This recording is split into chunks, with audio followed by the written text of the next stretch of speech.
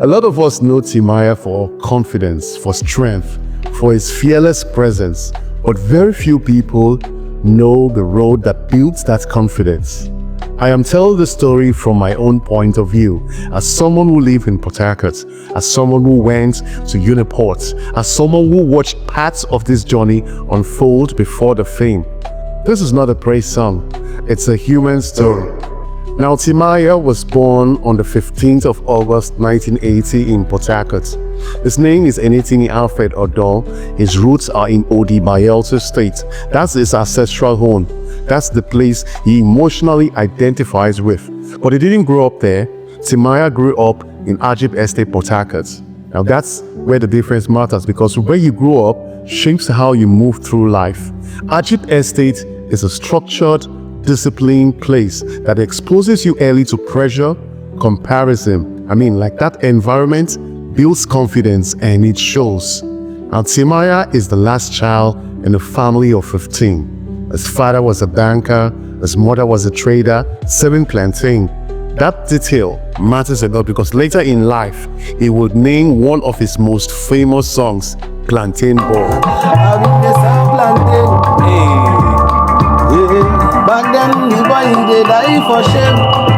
Nobody know my pain. Not as a joke, but as a memory. His father wanted him to follow a clear path, banking, structure, stability. But Timaya, he wanted freedom. He once said he couldn't imagine sitting in one place, monitoring other people's money. He loved entertainment. He was stubborn about it, and that stubbornness created conflicts with his family, with expectations. And at 14 years old, he ran away to Lagos.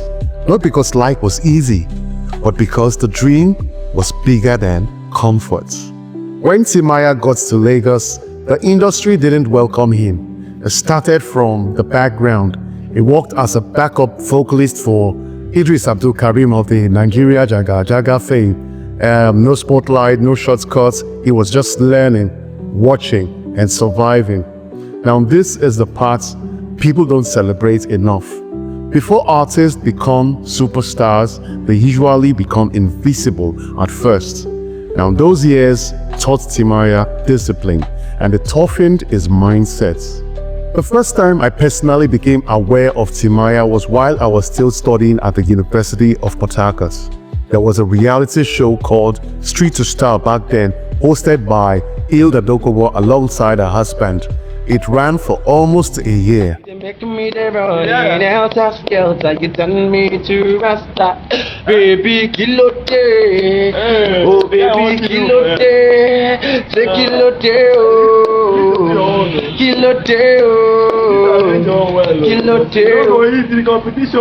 Now Timaya was one of the contestants, and on the day of the final, something painful happened. Timaya lost his voice. He didn't win though, and he cried so hard. The judge panel had great people like Basoj Taria, San Sultan, Face, and Two Shots. And after that contest, Basoj Taria Jr. even offered Timaya an opportunity on his label.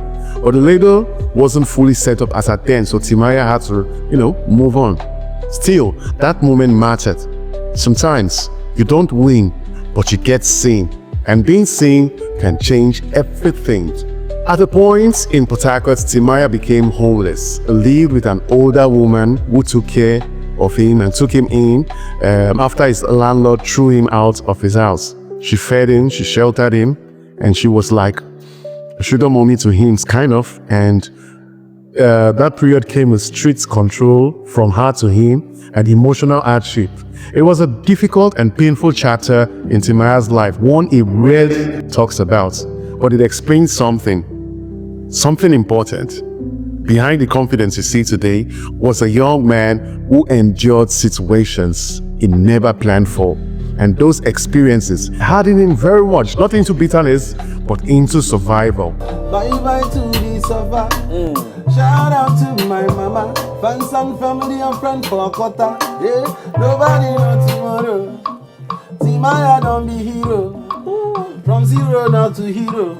Timaya recorded his first album almost like a demo. No proper mixing, no industry polish.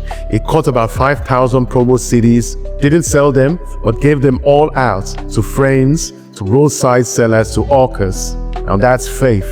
And gradually the music started spreading around Port Harcourt, around the east and the entire south.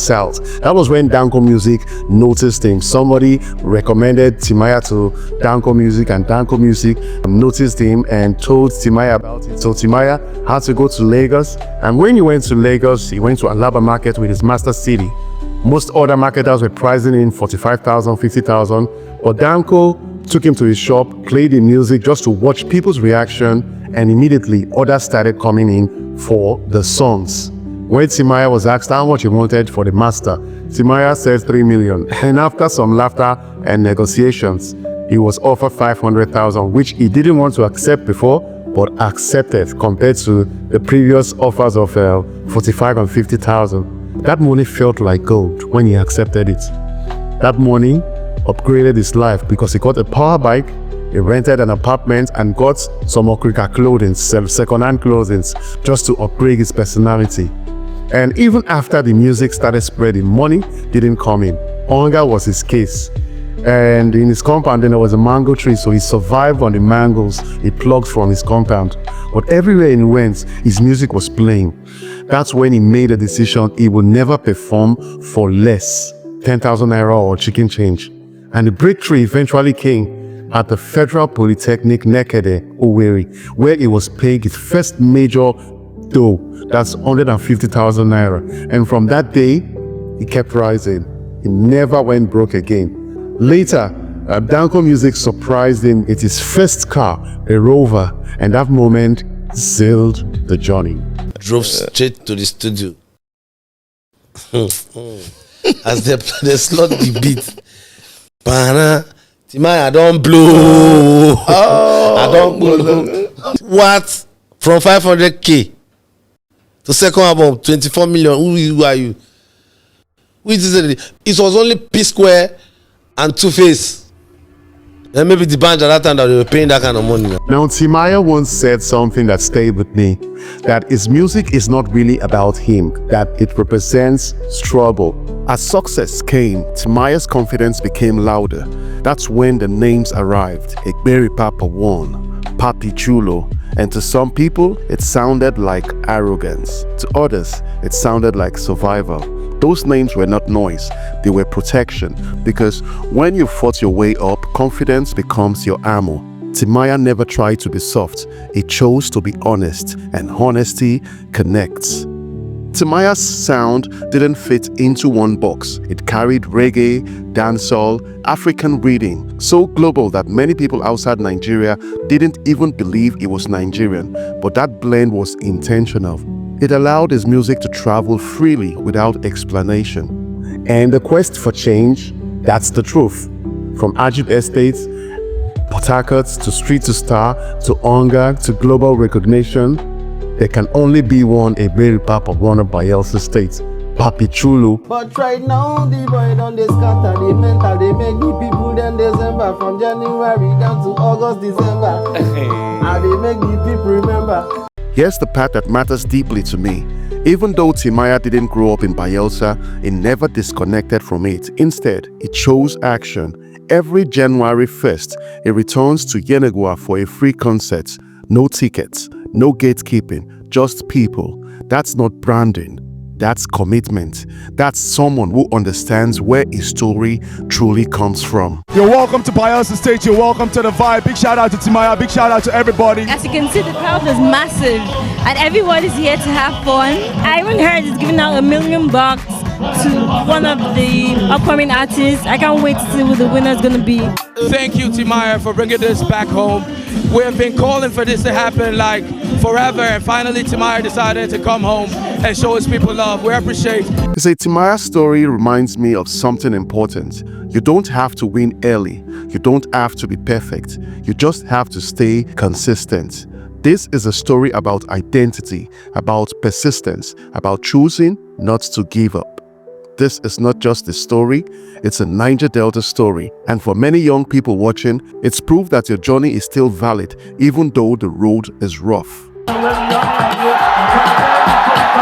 Very, very excited because I just won 1 million naira cash check from Timaya. As a rap challenge that was going on right here at Timaya's Day in Bayelsa State. I'm very happy and much excited that I won this prize. I give God the glory for this year, and my year started very well.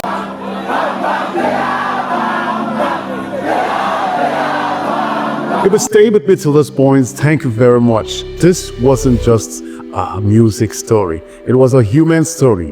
A reminder that every confident voice started from somewhere and there is a past most people never see. If this story meant something to you, don't wait. There is more coming. More stories about people from this part of Nigeria. So, before you go, take 2 seconds, subscribe to my channel, and like this video and share this video. Thank you for watching. This is Hangout with Teddy B, and until the next one, peace. Hi, I'm Timaya. Like, share, and subscribe. Love you guys.